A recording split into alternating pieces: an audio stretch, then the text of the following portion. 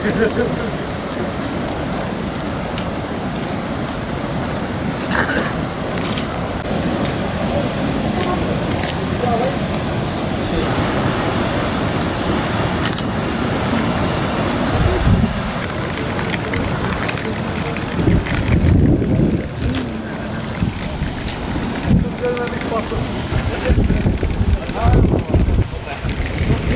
ses alalım.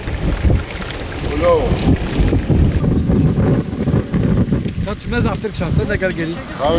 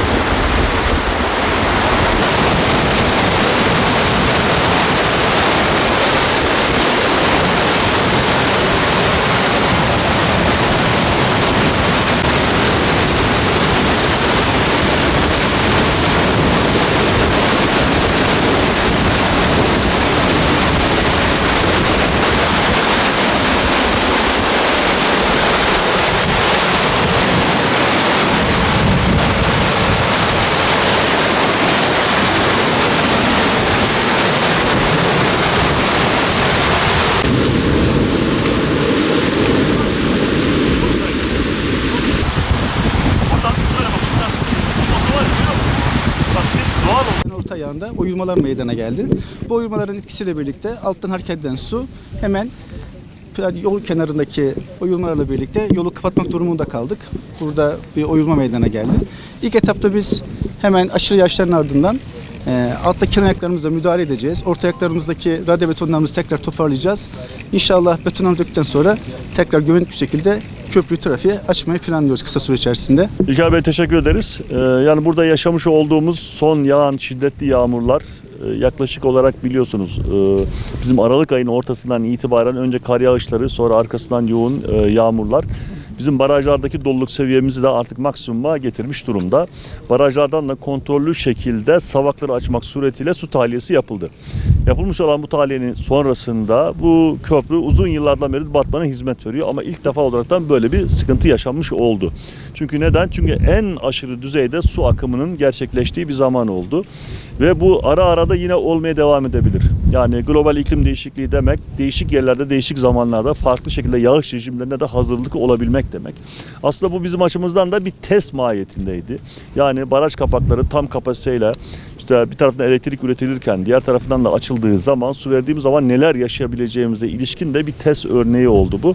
Burada köprünün belki ana taşıyıcı sistemlerinde değil ama tam da kenarla birleşmiş olduğu noktalarda belli şekilde alt zemindeki kısımlarda akan su kendi şiddetiyle beraber oyma yaptı ve buradaki bu oyma neticesinde de burası trafiğe kapatılmış oldu. Şimdi karayollarımız burada çok esaslı bir çalışma yapacak.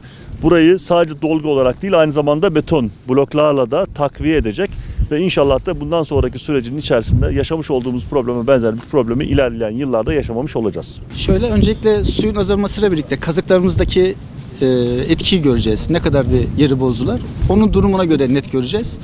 Şu anda dediğim gibi önce onları bir görelim. Şu suyun azalması muhtemelen üçünde bir yağışlar gözüküyor. Herhalde en son yağışlar olması tahmin ediyoruz. O yağışların ardından tahkimatımızı yapacağız. Etrafını saracağız. Tahkimatını yaptıktan sonra da radyo betonumuzu ve altındaki kazıklarımızı görmüş olacağız. O zaman belki köprüde 2-3 ay çalışma olacak ama biz 2-3 ay kapalı bırakmayacağız. Yani biz buradaki oyulmaları, alttaki tahkimat yaptıktan sonra burayı tekrar dolgu yaparak trafiği açacağız. Biz altta çalışmaya devam edeceğiz. Yani köprünün belki 2 aylık bir çalışmamız gerekebilir köprünün altında. Ama trafiği daha kısa süre içerisinde trafiğe açacağız. Bizim beton bloklarla takviye edilecek olan çalışmadır. Ama bu trafiğe inşallah da uygun olan kısa bir zaman içerisinde açmayı planlayacağız. Yani ifade ettiğim üzere aynen ondan oldu, dediğiniz gibi oldu. Çünkü yukarıda barajlar en maksimum seviyeye kadar kod geldi. Kod geldikten sonra baraj kapaklarının kontrollü şekilde açılarak bizim kanalımıza su verildi. ve bugüne kadarki en maksimum düzeyde su verilmesi olayıydı. Şimdi geçmiş yıllarda bakın burası köprü uzun yıllardır buraya hizmet veriyor. Yani bugüne kadar hiç böyle bir sıkıntı yaşanmadı. Bu sefer yaşanmasının sebebi tabii ki elbette ki yani aşırı yağışlar ve ona bağlı olaraktan buradaki debinin yükselmesidir. Ona şüphe yok. Ama bir şey var. Debi her zaman yükselebilir. Daha sonraki yıllarda da benzer şekilde debi yükselmeleri yaşayabiliriz. Mesela şu bütün yapmış olduğumuz altyapı, üst yapı ne varsa bunu hazır halde bulunması gerekiyor. Bu da bizim açımızdan bir test oldu. Burada bu testin sonucunu da şu anda gördük.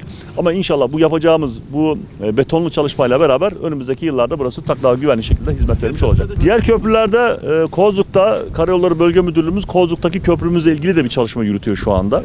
Yani orada da bizim Kozluk hemen çıkışındaki PCR köprümüz PCR olarak köprüsü ifade edilir. O köprüde de bir çalışma yapılıyor şu anda. Evet, orada bir yaklaşım dolgusundaki betonda bir yatma oldu. Oraya takimat yaptık zaten. Oraya da müdahale ediyoruz. Sayın Valim. Yani aynı problem. Yani gene köprünün kıyıyla birleşmiş olduğu Evet, noktada yaşanmış bir sıkıntı oradaki aynısını şu anda orada da hallediliyor. Merato'da şu anda yol kenarındaki belli rakama kadar arkadaşlar ulaşıma açtı. Yaklaşık olarak 4 metre civarında kar yağışı oldu. Yani Merato'da kendi rekorlarını şu anda herhalde kırıyor. Daha yüksek rakımlı yerlerde muhtemelen çok daha yüksek kar yağışları var. Şimdi Merato'nun bir özelliği var. Yani Merato biraz önce Özel İdare Genel Sekreterimize de talimat verdim. Merato birdenbire yükselen çok hızlı bir eğimli bir yer. Ve çok fazla aşırı şekilde kar yağışı olan da bir yer. Yani bu daha öncesinde geçen sene yapılmış olan kısımlarda belli kısımlarda asfaltlarda çökmeler var. O müteahhit firma o çökmüş olan kısımları yeniden inşa edecektir. O kısımlar yeniden yapılacak ve inşallah da belli bir zaman sonra da orada tekrar yenilenmiş haliyle de Merato'da hizmete açacak. Buradan şunu da söylememiz gerekiyor. Bakın bizim Sason'un neresinde yol yaparsak yapalım. Sıfırdan yeni yol yapmış olduğumuz her yerde bu eğimin fazlalığından dolayı yan kısımlardan hep böyle bir şekilde çökmeler oluyor. Yani ya çok malzeme geliyor ya heyelan oluyor ya da alt kısımlarda.